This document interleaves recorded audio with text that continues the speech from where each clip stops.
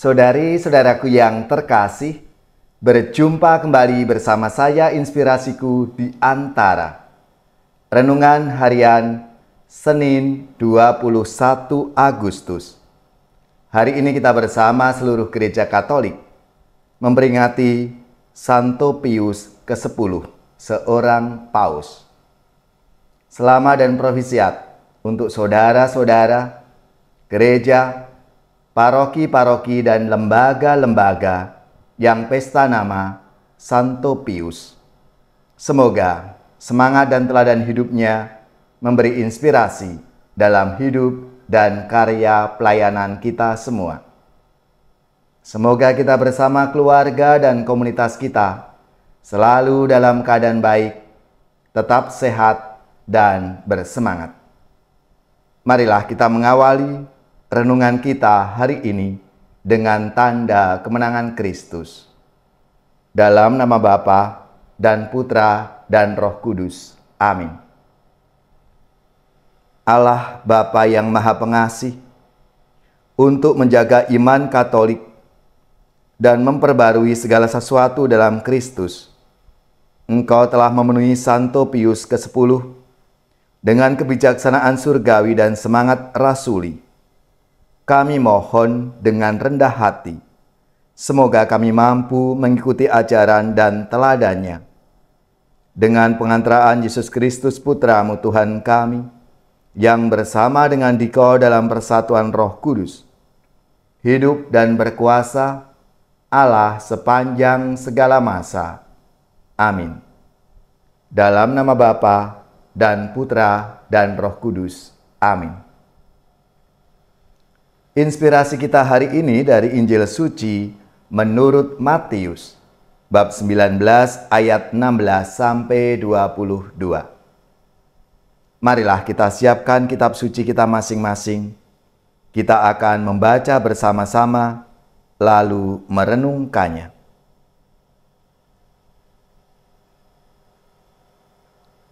Pada suatu hari, ada seorang datang kepada Yesus dan berkata, "Guru, perbuatan baik apakah yang harus kulakukan untuk memperoleh hidup kekal?"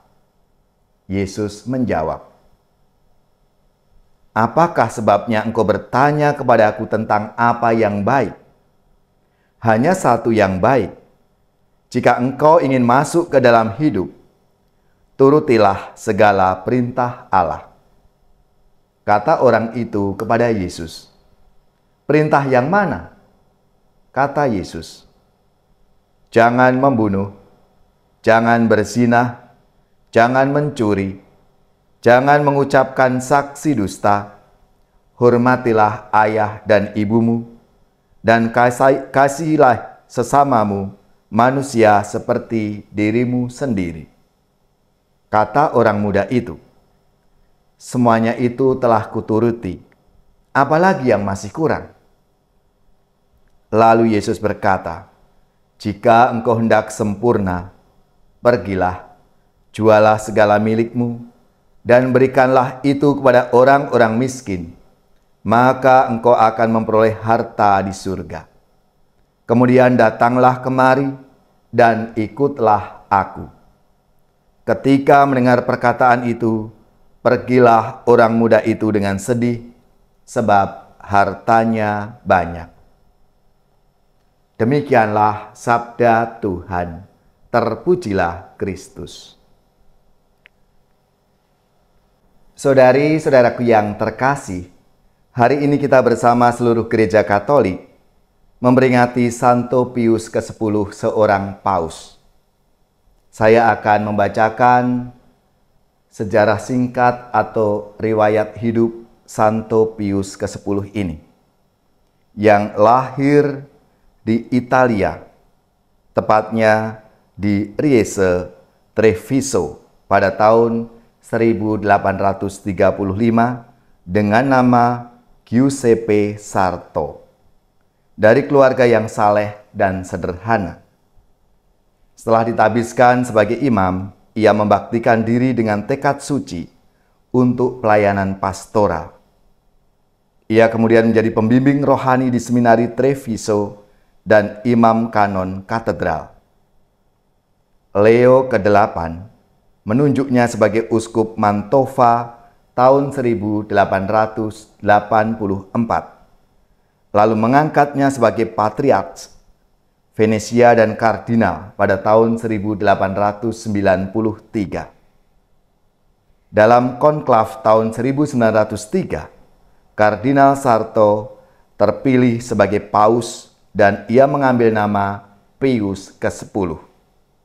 Moto kepausannya, memulihkan segalanya dalam Kristus.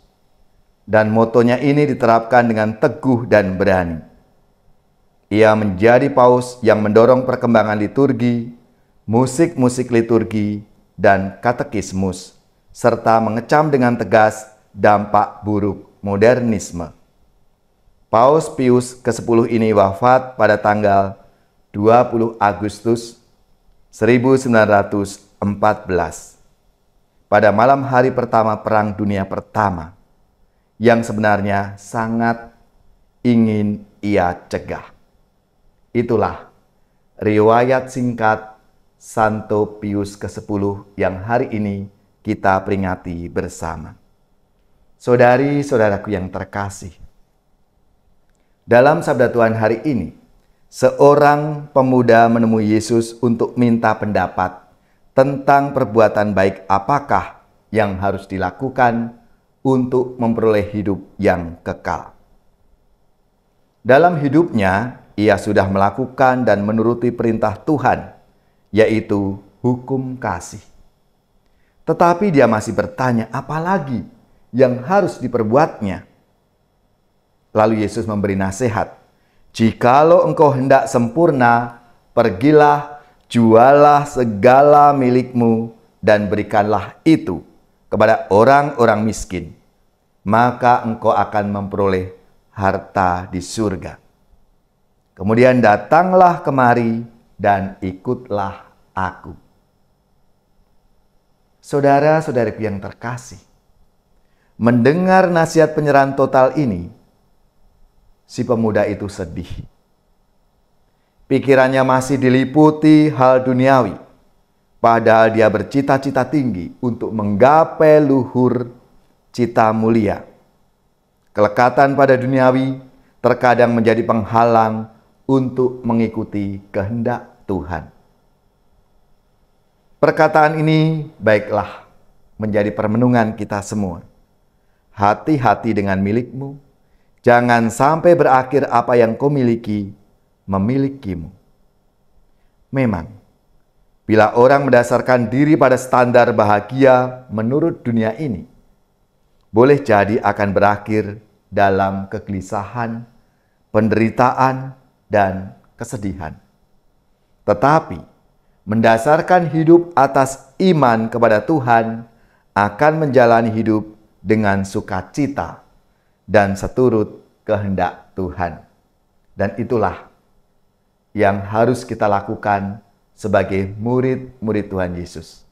Marilah kita mohon rahmat-Nya supaya kita diberi kekuatan dan semangat untuk memberikan seluruh hidup kita ini untuk Tuhan dan dalam karya pelayanan kepada sesama.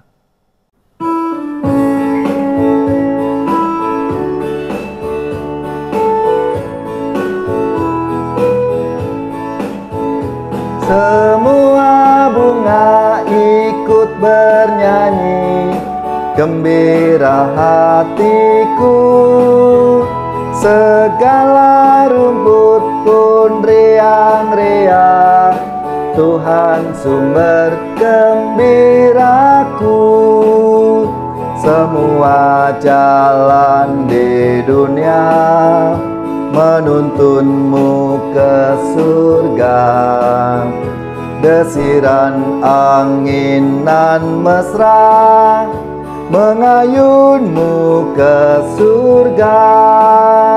Semua bunga ikut bernyanyi, gembira hatiku.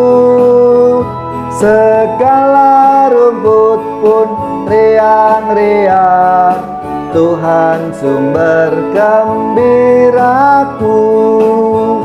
semua lorong di bumi haruslah kau jalani bersama dengan sesama menuju pada Bapa.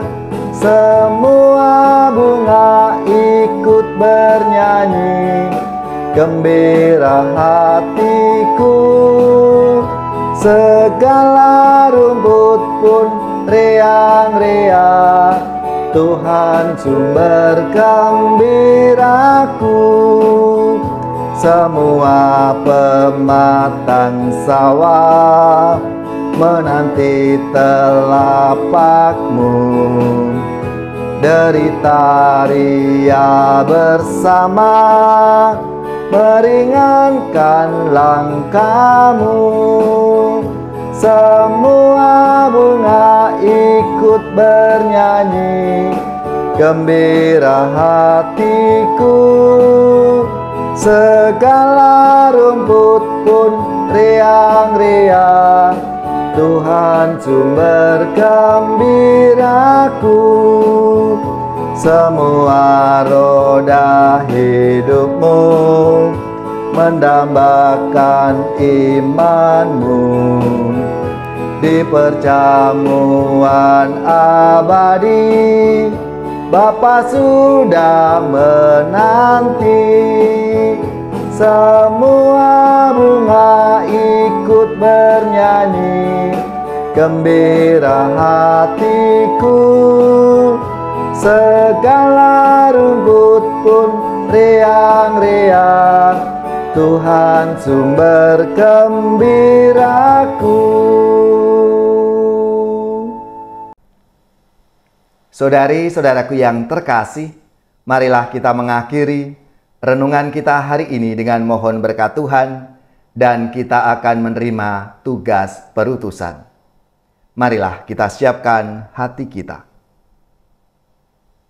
Semoga saudari-saudara sekalian, keluarga-keluarga dan komunitas kita, orang-orang yang kita doakan, mereka yang sakit, yang menderita, seluruh tugas, belajar, pekerjaan, usaha serta karya pelayanan-pelayanan kita dibimbing, dilindungi dan diberkati oleh Allah yang Maha Kuasa, Bapa dan Putra dan Roh Kudus. Amin.